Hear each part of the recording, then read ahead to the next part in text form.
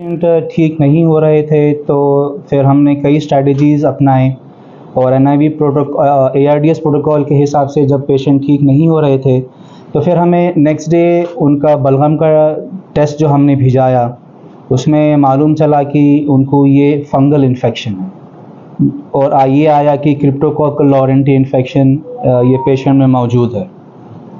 बहुत ही सरप्राइजिंग बात थी क्योंकि इनके कोमॉर्बिडिटीज़ को देख के सोचा नहीं था कि फंगल इन्फेक्शन हो सकता है, लेकिन जब हमने इन फैमिली मेम्बर्स से बात किया था तो उन्होंने कहा था कि इनका कबूतरों से एक्सपोजर बहुत ज़्यादा है। पिछले 2-3 साल में रोज़ कई घंटे बिताना था उनके साथ, तो ये उनकी हिस्ट्री में मालूम चला। जब हमें ये हिस्ट्री में मालूम चला कि कबूतर का एक्सपोजर है तो हम समझ सकते हैं कि उनको क्रिप्टोकोकस इन्फेक्शन होने के चांसेस है। लेकिन क्रिप्टोकोकस लॉरेंटी इन्फेक्शन होना बहुत ही कम है, जैसा मैंने कहा कि वर्ल्ड वाइड ही बहुत कम रिपोर्टिंग हुई हुई है इसकी। अब सिंस ये रिपोर्टिंग बहुत कम हुई हुई है तो इनका जो स्टैंडर्ड प्रोटोकॉल्स जो होते हैं गाइडलाइंस ट्रीटमेंट के, वो क्रिप्टोकोकल नियोफॉर्मिन्स के है, क्रिप्टोकोकल मेनिंजाइटिस के है, लेकिन ये स्पेसिफिक लॉरेंटी के बहुत वेग है। तो हमें बहुत कंटेम्पलेट करना पड़ा कि कौन सा इलाज, कौन से इंजेक्शंस उन्हें देना चाहिए, कौन से इंजेक्शन उन्हें नहीं देना चाहिए। लेकिन मैं और डॉक्टर फ़ातिमा हम रोज़ डिस्कस करते थे कि इनकी तबीयत के बारे में हम लोग रोज़ रातों में कॉल करके पूछते थे इनकी हालत कैसी है, इनके इन्वेस्टिगेशंस क्या है। 3 हफ़्ते तकरीबन हम लोग कांस्टेंट टच में थे हमारे हॉस्पिटल के स्टाफ से, आईसीयू के स्टाफ से। फिर अल्टीमेटली ये हुआ कि जो भी एंटी फंगल ट्रीटमेंट जो हम लोग ने स्टार्ट किया था, वो स्टार्ट करने के बाद इनका रिस्पांस आना शुरू हुआ। इनका ब्रीदिंग पैटर्न अच्छे से हुआ, रेस्पिरेटरी रेट कम हो गया और जो आर्टीरियल ब्लड गैस जिसमें हमको ऑक्सीजन और कार्बन डाइऑक्साइड हम देखते हैं वो धीरे धीरे इम्प्रूव होना शुरू हुए। फिर हमको पता चला कि यस, हम लोग सही डायरेक्शन पे जा रहे हैं और जो इन्फेक्शन है वो ट्रीटमेंट जो है वो इन्फेक्शन को रिस्पॉन्ड कर रहा है। फिर उसके बाद तकरीबन 2 हफ्तों के आईसीयू के स्टे के बाद इनको हम लोगों ने एनआईवी, पोर्टेबल एनआईवी पे शिफ्ट किया, ऑक्सीजन मास्क पे लगा कर देखा तो वो सब रिस्पॉन्ड कर रहे थे। तो फिर टोटल 3 वीक्स के बाद हम लोगों ने उनको डिस्चार्ज किया घर के लिए और फॉलोअप्स पे है ये अभी। इनका जो एंटी फंगल ट्रीटमेंट है वो भी चल रहा है। वो ट्रीटमेंट जो है तकरीबन 1 साल तक चलेगा, 8 महीने से 1 साल तक चलेगा। तो वो अभी उसकी दवाइयाँ वगैरह सब ले रहे हैं। तो ये प्रेस कॉन्फ्रेंस का मेन मकसद ये है कि पब्लिक को अवेयर करना है कि पिजन एक्सपोजर से भी ये कॉम्प्लिकेशंस हो सकते हैं।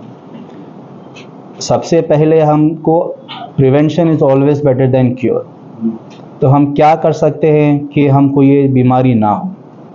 फर्स्ट है कि हमें इसका एक्सपोजर जो है, जो पिजन ड्रॉपिंग्स जो होते हैं उसके एक्सपोजर से हमको दूर रहना चाहिए। अगर वो हम नहीं कर सकते, कुछ रीज़न से हमें एक्सपोज हो रहे हैं हम पिजन ड्रॉपिंग से, तो हमको फेस मास्क लगाना चाहिए। फेस मास्क लगा के हम उसके बाद फिर हमको हमारे हैंड्स सैनिटाइज करना चाहिए, हमें प्रॉपर हैंड वॉश करना चाहिए ताकि वो जो भी है वो फैले ना। और इसके बावजूद भी अगर आपके घर में कोई कबूतर खाना है तो उसको हमको रेगुलरली साफ़ करना चाहिए। ये जो ड्राइड ड्रॉपिंग्स होते हैं उससे भी फंगल स्पोर्स फॉर्म होके हम उसे इनहेल कर सकते हैं। अब जैसा हम देखते हैं कि हमारे एसी वेंट्स पे, हमारे बालकनीज़ में, हमारे गाड़ियों के ऊपर पिजन ड्रॉपिंग्स होते हैं। हम कहीं पार्क करके आते हैं झाड़ के नीचे तो हमको पिजन ड्रॉपिंग दिखती है। तो बेहतर ये है कि उसको जब का जब ही साफ़ कर दिया जाए। अगर साफ़ नहीं कर सकते तो उसे उसके करीब ना जाके प्रिकॉशंस लेके उसे क्लीन किया जाए ताकि वो हम कोई भी फंगल इन्फेक्शन जो है क्रिप्टोकोकस का जो पिजन ड्रॉपिंग से होता है हम उससे बच सकते हैं। तो बस ये प्रेस कॉन्फ्रेंस अवेयरनेस के लिए है कि pigeons droppings can cause serious and fatal infection, so just uh, use your precautionary methods. ठीक है, तो इसका मतलब ये नहीं है कि ये कांटेक्ट में रहने से उनकी बेटी को आ गया या उनके कांटेक्ट में रहने से मेरे को आ गया, नहीं, ऐसी फैलने वाली बीमारी नहीं है, ऐसी नहीं, इसलिए डरने की ज़रूरत नहीं है। पहली बात आप वो जहन से निकाल लीजिए, ठीक है। आपके आवाज़ में डर महसूस हो रहा था तो मैं फौरन ही अगर ट्रीटमेंट वक्त पर ना किया गया तो क्या नुकसान हो सकते हैं? डेथ हो सकती, अच्छा, डेथ हो सकती है। एक्चुअली आपकी पेशेंट जब आई थी ICU, she was on the verge of ventilator, ठीक है। अब अगर सपोज यही सिचुएशन कोविड के पहले एरा में होता तो अपना यूजुअली आईसीयू प्रोटोकॉल ऐसा रहता कि इतना सीवियर पेशेंट को आप सीधा वेंटिलेटर पे डालते, ठीक है। कोविड के बाद हमारी वेंटिलेटर प्रैक्टिसेस चेंज हो गई, तो हम अक्सर देखें कि कोविड के बाद जो पेशेंट वेंटिलेटर पे जा रहा था वो पेशेंट बच रहा नहीं था। तो the practice of ventilator and everything change after Covid है।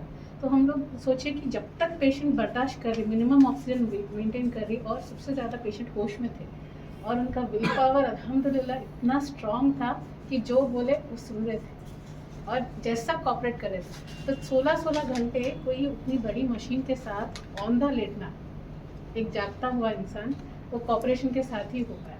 तो हम लोगों ने उनको 16 घंटे वेंटिलेटर जो अंदर पाइप से डाले बिना सिर्फ बाहर के मास्क से, वी मैनेज्ड इट दैट वे।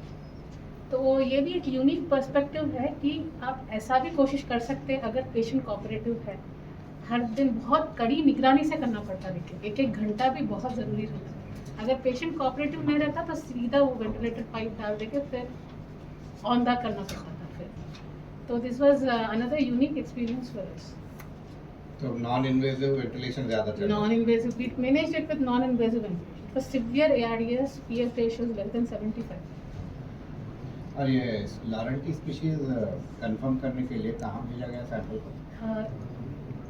ये हमारे मेरा नाम मुजफ्फर मूसा है।